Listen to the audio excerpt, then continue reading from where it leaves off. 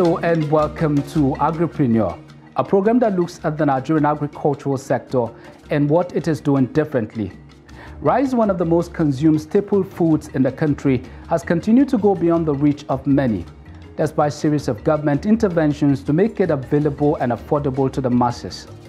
Consumers at the market express concern over the implementation of government policy and how it has not been able to achieve its objectives of making rice affordable. In this episode of AGRIPRENUER, we look at factors responsible for the continued hiking price of rice in the market and possible remedy. I am Gaza Yakubu.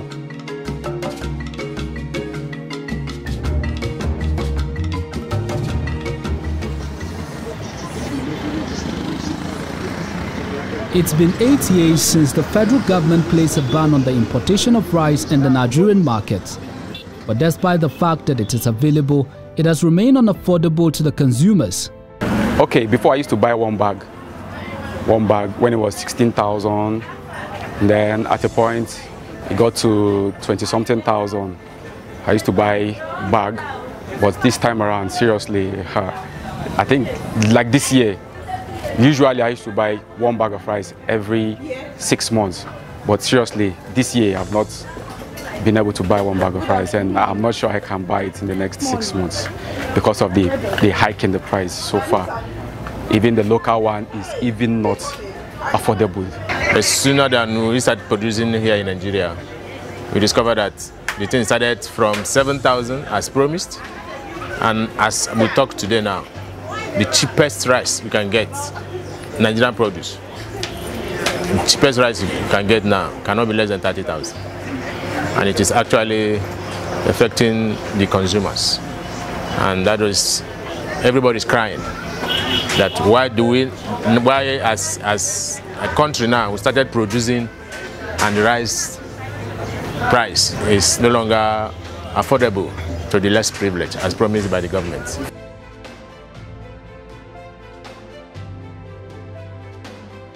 When the rice pyramid were launched in the Federal Capital Territory with the president in attendance, many Nigerians had anticipated the price of rice was going to drop significantly.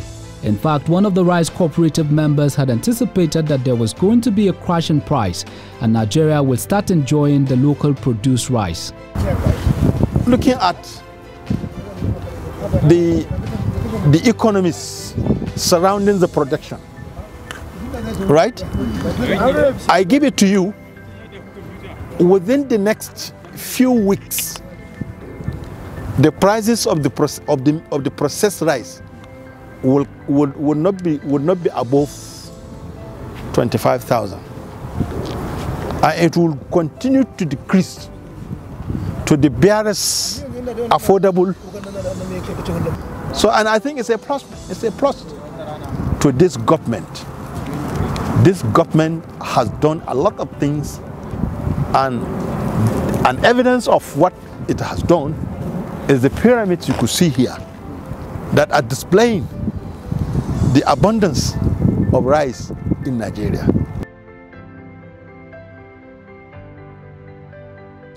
With AGRIPRENUER following the development since the rice pyramid revolution, the price of rice has consistently been on the rise, leaving consumers groaning over the increment. I use my own family as I know how we consume before, and it's not as if it's even a too large family, so to say. A family of 4, which by right should be a minimum family standard. But it's not easy. Before, you can see a family that can, cook rice 3 times a week. But these days, if once a week is an applause.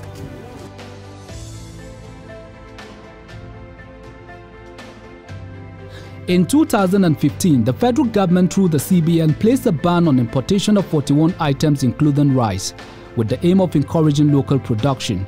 As laudable as the policy is, the ability of farmers to produce locally has not been enhanced, as the cost of fertilizer among others have affected the success of the policy. Mainly, the determinant of the cost of rice is not really the volume. It has to be the cost of production, like any other business. Nobody sells below cost of production. And as you very well know, virtually everything has hit the rooftops. fertilizer, the basic inputs have gone to the rooftop. There was an intervention initially, the federal government fertilizer initiative, whereby the prices were sort of subsidized or controlled, but because of some of the components that we were importing, particularly phosphate from Morocco and other costs, they affected the cost of production. And then, of course, like you said, we had those flood, which wiped away a substantial part of it. But by and large, the cost of production has to be impacted for it to impact the what you call it, the table, the price at the table. So that what you call the pyramid will show the expectation was that it will affect the price, because the CBN actually intervened by subsidizing part of it, because what we have found here is that there are some in authority or economies that frown at subsidy, but even in the West, as developed as they are, they still subsidize agriculture. And so long as we want the last mile price to be impacted, then we have to do proper targeting of agricultural subsidies. Not only will be targeted at the farmers, the small scale farmer, who ordinarily are the ones that feed us. Large scale farming has not taken root here really as an economic venture. So these small farmers with half hectare, 1 hectare, and deep in the rural areas are the ones that feed us. But most of them, the inputs get to them at very prohibitive prices. And then, like we said, even if they are not literate, they understand the basics of business. You have to cover your cost and make a margin in order to remain afloat.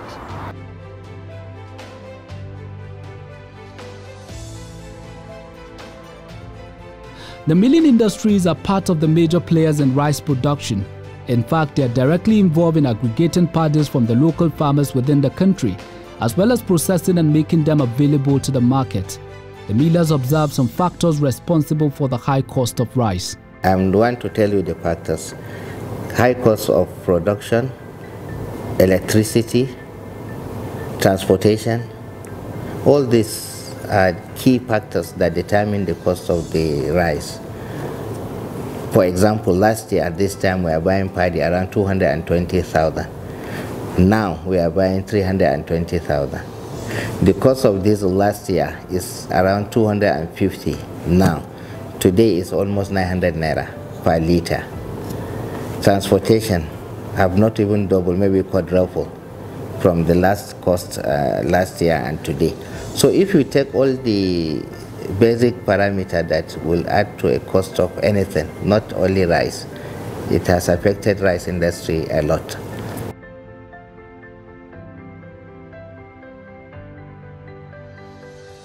Electricity is very essential in factories, and the inability of power distribution companies to provide 24 hours power supply has led to some millers to devise alternative way of powering their operation. They noted that it is equally expensive to maintain. All these put together determine the price of rice in the market. It's feasible, some of us have, but it's very expensive, depending on how big is the rice mill. Then you can source your own power. But even that at a cost.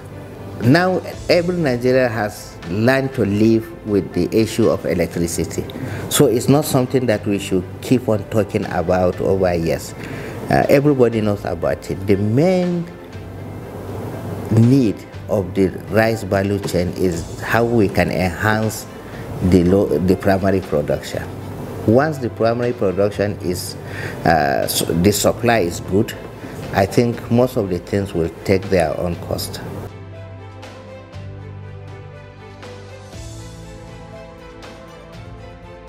A bag of processed rice is not less than 35,000 naira against the 25,000 naira it was sold previously in the market. However, there are varieties. Here is one of those local markets in Kano called Dawaki. The traders further highlighted the reasons behind the cost of rice. Babban abin da ya haifar da tsadar shinkafa a bana ba a same ta inda aka saba rangwamenta ba shine tun a matakin farko, tun a wurin noma. Takin da kake iya siyan sa a naira 11,000 a bara, bana an sai da shi naira 31,000. Maganin feshin da ake iya siyan sa na ciyawa a matsayin naira 3,000, 2,000 a bara, a bana an siye shi 8,000, 10,000. Leburan da kake iya ɗaukarsa a baya a bara waccan ka ba shi naira 1,000, 1,500, bana ka ɗauke shi ka ba shi naira 3,000, 4,000. To wannan gaskiya ina daga cikin abin da ya haifar da hawa farashi.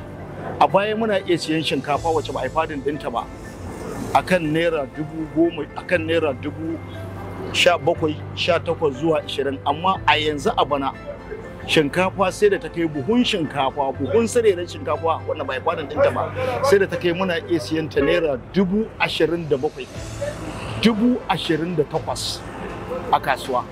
Sakamakon manomi shi ma ya kashe kuɗi masu nauyi wajen samar da ita. To gaskiya fi sabilillahi wannan abin ya taka rawa ba ƙarama ba wajen hawa farashi. Wannan shine gaskiyar lamarin abin da ya faru.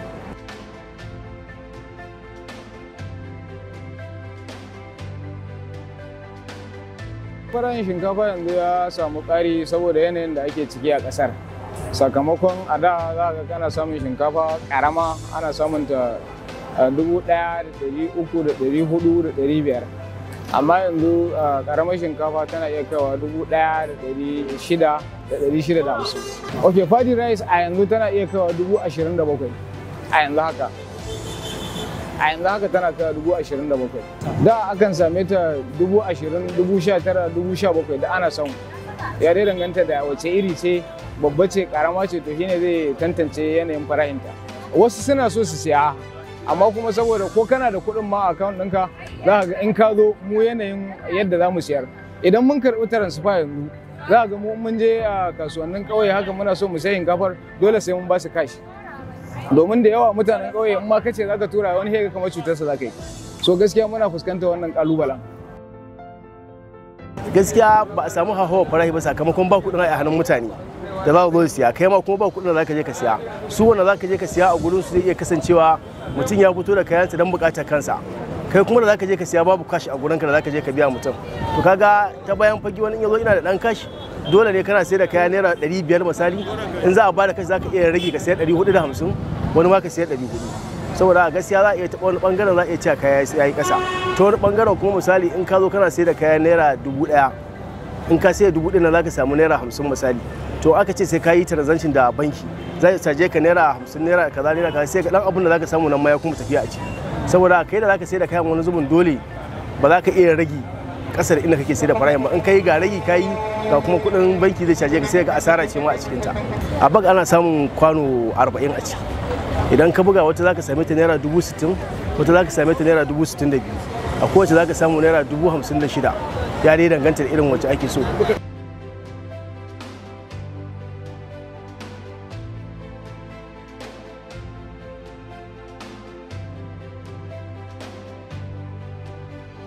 The lingering insecurity across the country and the effect of flood have left millers with little quantity of paddies to mill. These have further impacted negatively on government plan of achieving self-sufficiency and making available affordable rice in the market. Things that have occurred, though it's not human, it's natural. Issues like flooding has affected the industry very hard because the primary production, which is the source of our raw material, has been in a problem. So that is the major thing that has happened to the industry this year. That is not common to other years, because the flooding we have this year is common to that of 2012, which also have affected the industry very well. You know, the value chain has become active in the last 10 to 12 years. And in that 10 to 12 years, we have a lot of development. I can say we have achieved almost 70 to 75% self-sufficiency in the sector. But this year, we are drawn back a little due to the excessive flooding we have. So if you said we don't have enough, yes, but we are in the path of getting to that level.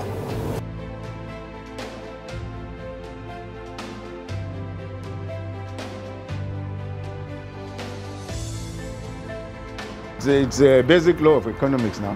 Once you have reduced supply, automatically the price, because there will be competition.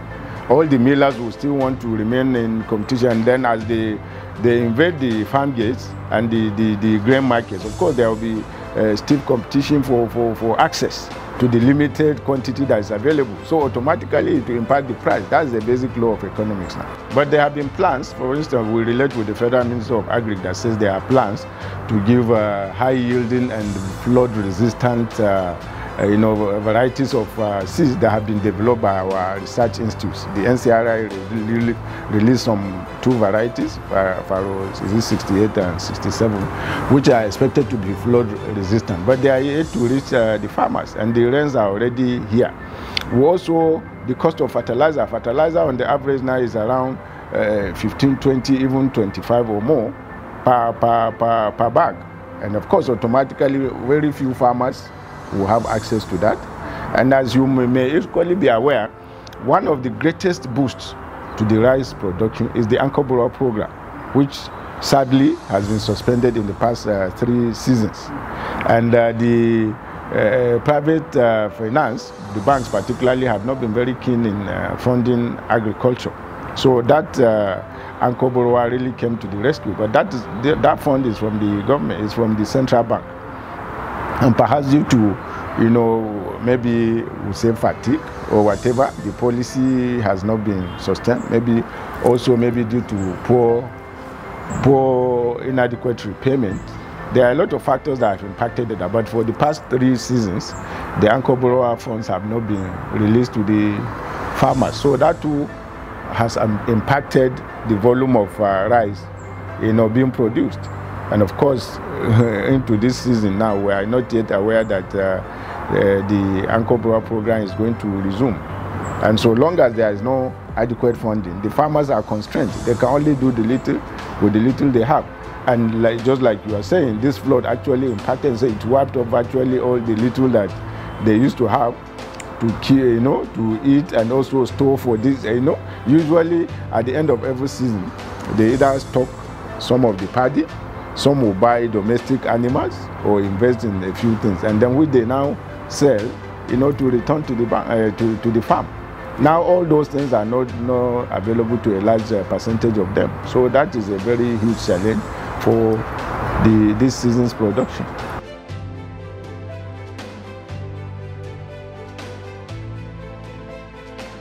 While commenting on the measures of improving local rice production, stakeholders emphasized the involvement of government in providing irrigation facilities and addressing the problem of insecurity to boost production. You see, what we are always saying is that now we have reached a level in the rice processing industry in Nigeria that yes, we can almost 90% produce the rice. The main challenge is the primary production. We have to have more paddy in the system. And for you to do that, the government has to be involved. We need more irrigation facilities. All the existing ones are almost not existent or are in depleted condition. We need to revive them, produce more irrigation areas in the country, get more people back to paddy production. That is what we need to do now. We have to focus on paddy production. That is the key to bring the cost of paddy rice down.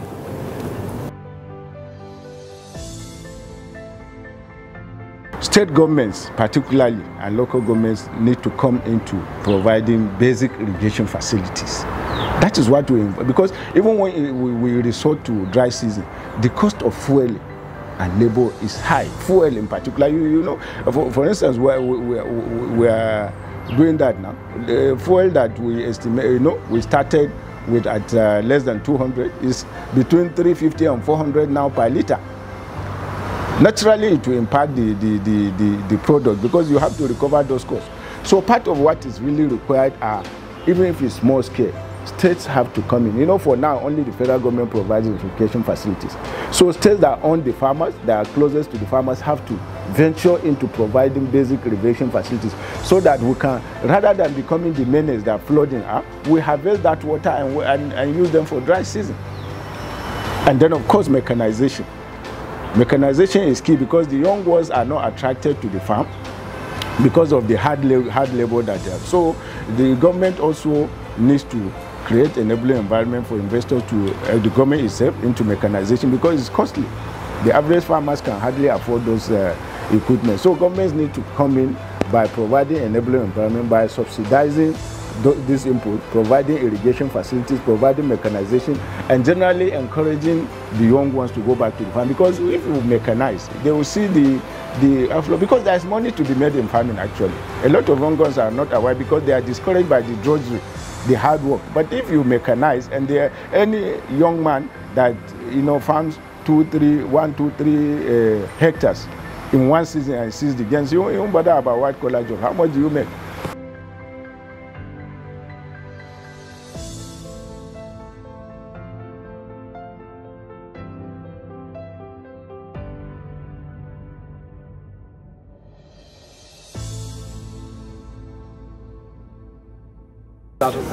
The policy actually is a good one to help Nigerians and to help local rice producers in Nigeria produce rice for them to have a good life. Because you see, when the local farmers, when they go into rice production, they will be able to sell and make more money.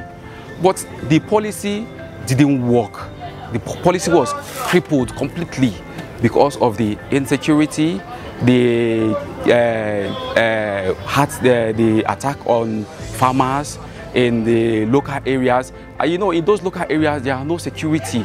There are not enough security. So, so any attack on them, it will be difficult for the security people to get to them, to rescue them. So that's why the production, local rice production, the policy spoiled. That was where the policy spoiled. But if for the policy is a good one, is to grow our own local economy, to grow our economy. So, but then, what I expected the government would have done is to, if they know that this policy, yes, since they want the policy to thrive so that the local people will do this, to grow, they should have provided enough security. But the government didn't do that.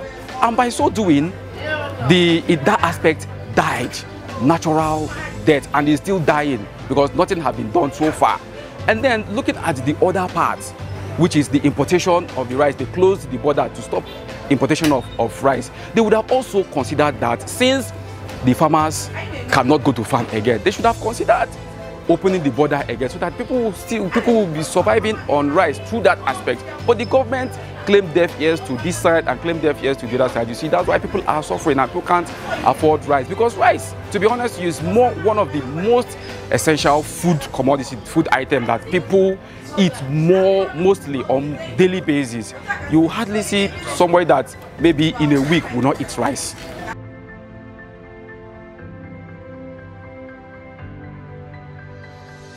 You find out that even the farmers, the local producers that are by this policy aims to encourage, can hardly go to farm also because of the security crisis that we find ourselves, which also hampers the good aim of the government by coming up with such policy, where one cannot be assured of coming back from the farm by headmen and all the rest of them. All of us, we know what it's all about. That people will go to farm and they meet their dead bodies and all the rest of them. So a lot of farmers also are scared of going, which makes the few that goes come out and they will end up at selling it at any price they like. So that's one aspect that affects the policy. You understand? That makes it to seem as if it's not working.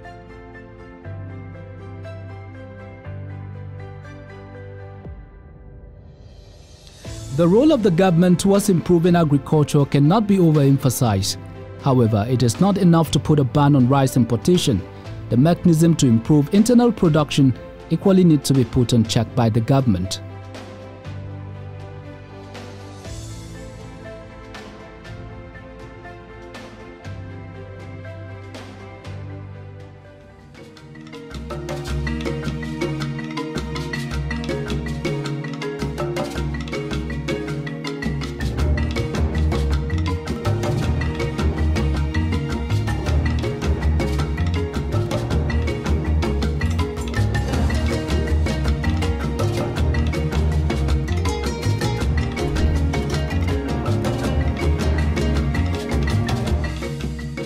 Well, the government will have to strengthen its policies towards containing some natural disasters in times of drought and other form of production losses responsible for low harvest. On that note, we've come to the end of today's package. Thanks for watching. I'm Gaza Yakubu.